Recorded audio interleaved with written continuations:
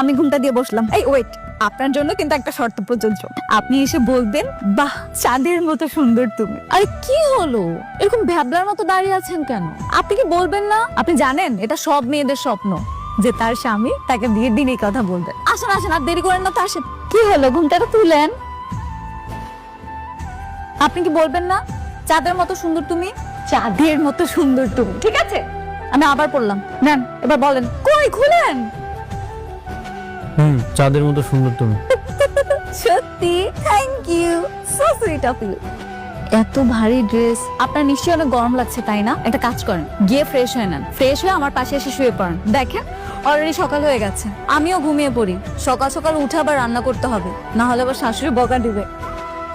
হ্যাঁ হ্যাঁ মা, এগুলো কি করছেন? শোন শোন, এখন থেকে সব কাজ আমি করবো। আমাকে দেন, আমাকে দেন। না না, তুমি যাও, আমি করে নিচ্ছি। যাও একটু ঘুমিয়ে নাও। হ্যাঁ, কি আপনি সত্যি